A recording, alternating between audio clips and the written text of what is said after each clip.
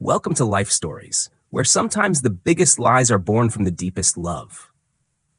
Imagine standing at the altar in a wedding dress you were never meant to wear, about to marry a man who can't see you, but might still be the only person who truly knows you.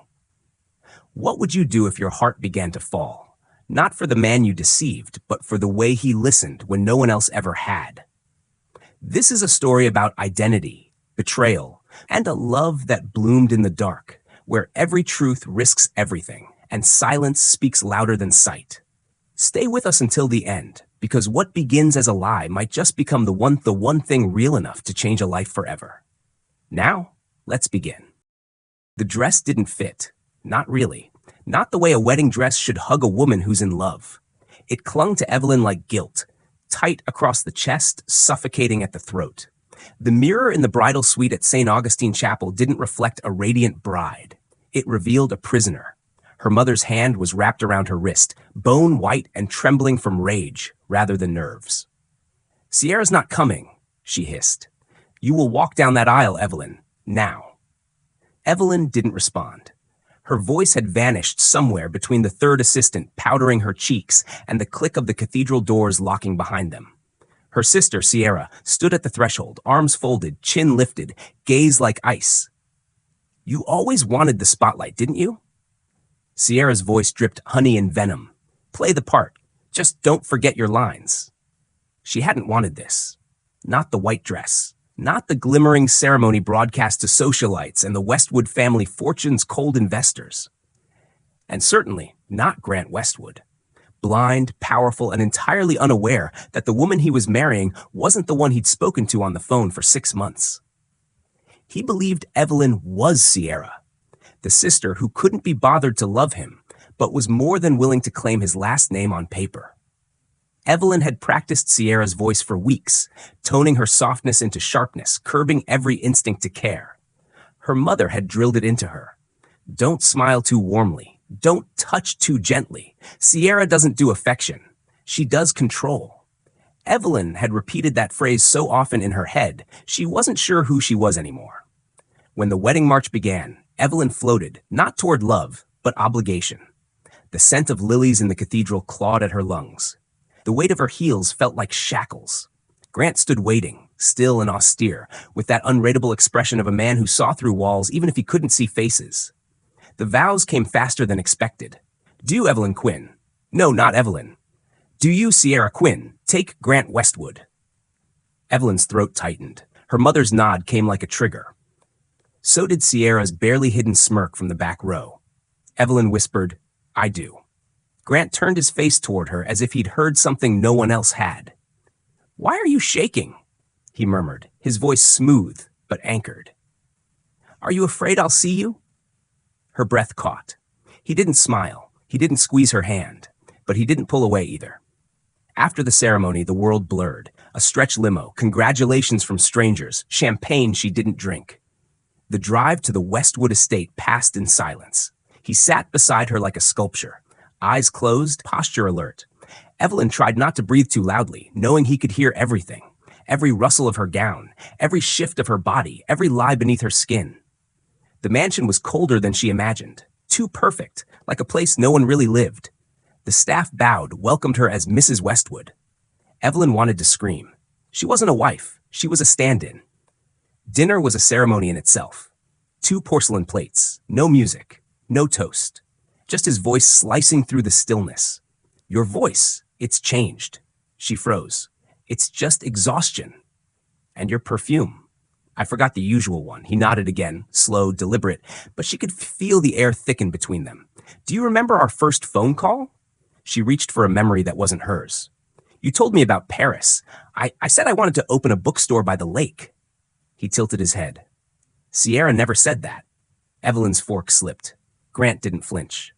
He simply folded his napkin. "I have a very good memory. Sometimes too good." That night, she lay on the edge of the bed. He didn't touch her. Didn't speak. His silence wasn't apathy. It was a weapon. When the wind moved through the window, she thought she heard his voice again. "I don't need eyes to recognize a lie." Evelyn cried quietly, but not from shame. From the crushing realization that he knew, maybe not everything, But enough. He hadn't stopped the wedding.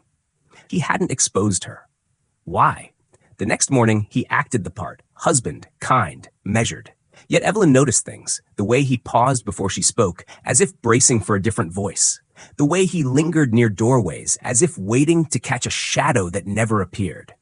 And then, in the silence of his untouched study, everything began to fracture. She cleaned. She organized. She tried, for once, not to perform but to care. When Grant entered, his hand brushed the surface of the desk. "She never came in here," he said. Evelyn didn't correct him, just whispered, "I wanted to make it more comfortable." That afternoon, they walked the garden. She described the flowers, lavenders, hydrangeas, daisies. He listened in stillness. Then he asked, "Why no orchids today?" Her heart stopped. Orchids were Sierra's favorite. "I thought, maybe today, the other flowers deserve to speak." Grant didn't respond right away, but the corner of his mouth lifted, an expression that looked suspiciously like heartbreak. That night, he said softly, "Your silence is different. Your touch is different, if you're not Sierra." He trailed off. "Then I think I might like you more." And Evelyn, who had built her life around vanishing, felt the terrifying bloom of something real. But how long can a secret live in the light? Have you ever loved someone while pretending to be someone else? Would you risk everything to stop pretending, even if it meant breaking their heart? Because sometimes the worst lies aren't the ones we tell others. They're the ones we live inside. And just when Evelyn thought she had gained his quiet trust, a single voice shattered everything from the doorway. "You've gotten way too good at pretending to be me." Sierra's voice dropped like a blade through velvet, cold, polished, and practiced. She stood in the doorway of the study Evelyn had just cleaned, her arms crossed, her gaze sweeping over the room like she still owned it. Behind her, their mother appeared like a storm cloud, heels tapping sharply against the oak floor, lips pressed into a line that had drawn blood from Evelyn's heart too many times before. The air turned heavy. "You've gotten way too good at pretending," Sierra said, stepping further inside. "Breakfast in bed, evening walks, reading him your little novels?" "Val, sorry, Evelyn, this wasn't part of the deal." Evelyn rose slowly from the armchair where she had been dusting the edges of an old photo frame. Empty, like everything in this house that had once held memory, but was now curated like a museum for someone who could never see it. She didn't flinch. Not this time. "I didn't plan any of this," she said, her voice soft but steady. "But I also didn't plan on caring." Their mother's scoff echoed against the bare walls. "He's not yours to care about. He belongs to this family, to Sierra." Her tone shifted, syrupy with disdain. "You think because he's blind, he won't know the difference forever? That man is not some lovesick schoolboy. He's a Westwood." Sierra's smirk didn't fade. "Do you really think he'd choose you when he finds out? A stand-in who couldn't even look him in the eye on his wedding day?"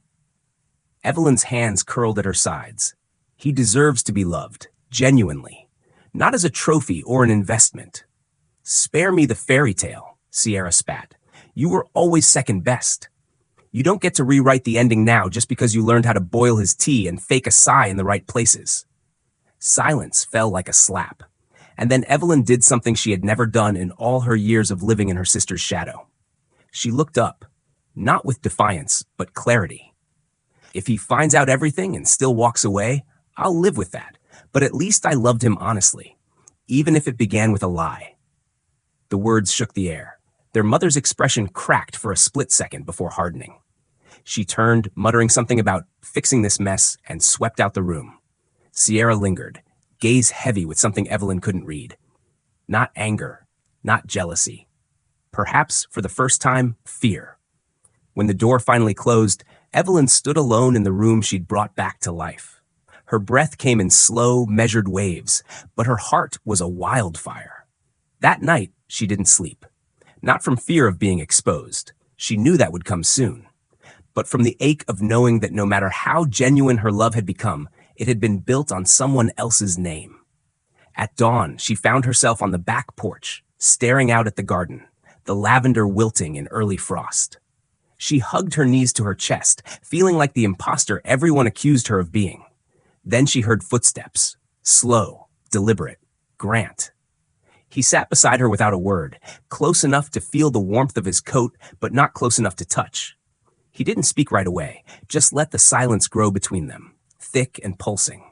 Then, in a voice low enough to tremble the edges of her soul, he asked, "Have you ever wished you were someone else?" Evelyn didn't answer at first. Her throat burned. But then she whispered, "Every day."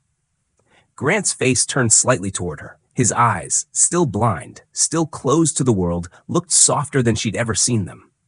"I did too," he said.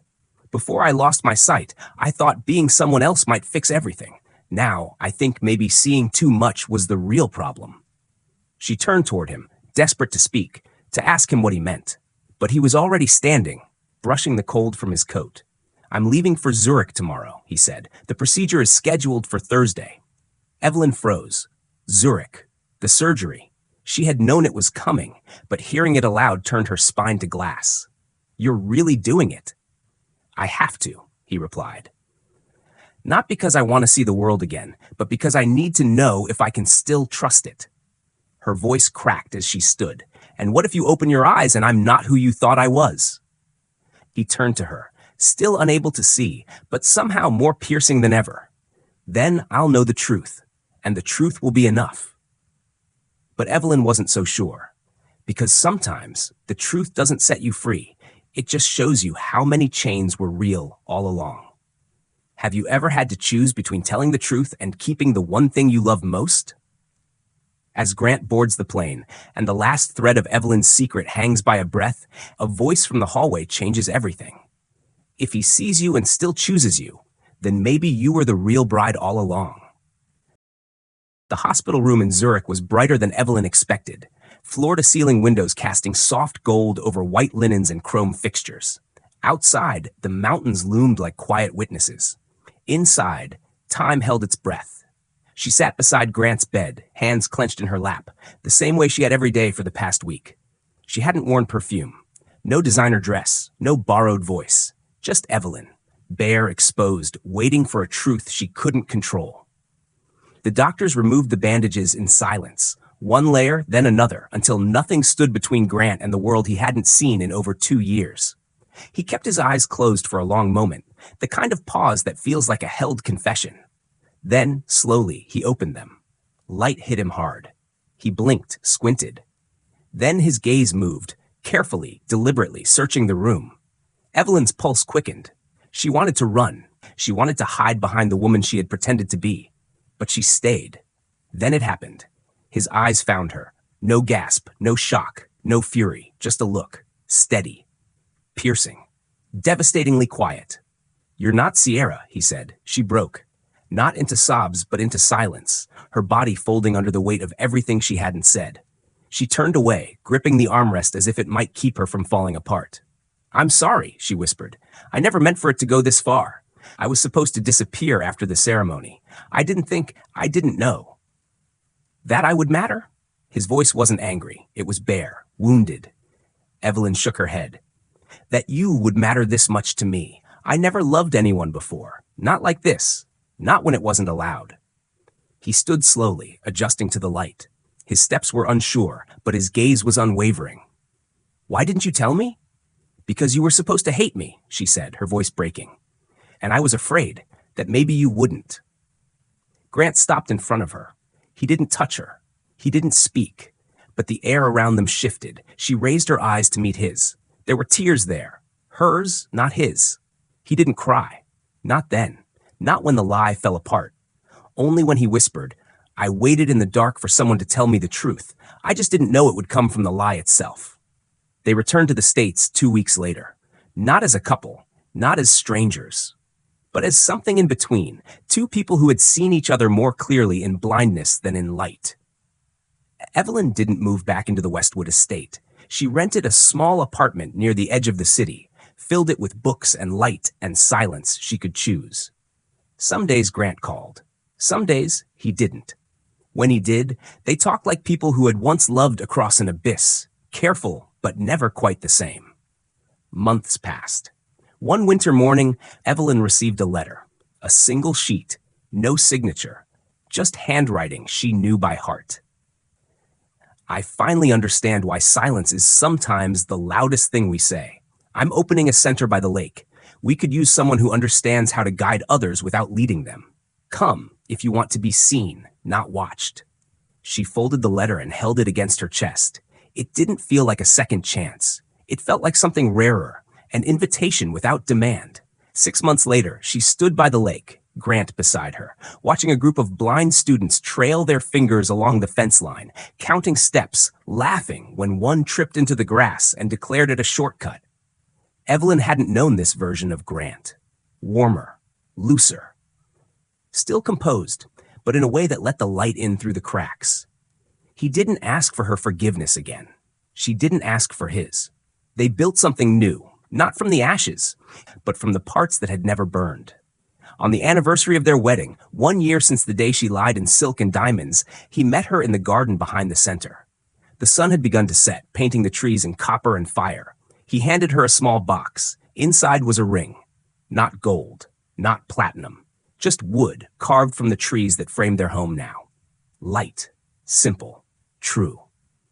This one, he said quietly, comes with no expectations, just a question. She looked up, her breath caught. What's the question? He reached for her hand, his touch still careful, still reverent. Will you walk beside me? Not because you have to, but because you choose to. She didn't answer with words, just slipped the ring on her finger and leaned her forehead against his. And for the first time since everything began, she felt like she belonged. Not because of who she pretended to be, but because of who she finally was. In Florida, Sierra watched a man button his shirt the wrong way. Her husband, a rising senator brought low by a tragic accident, smiled when she corrected him, thanked her for guiding him.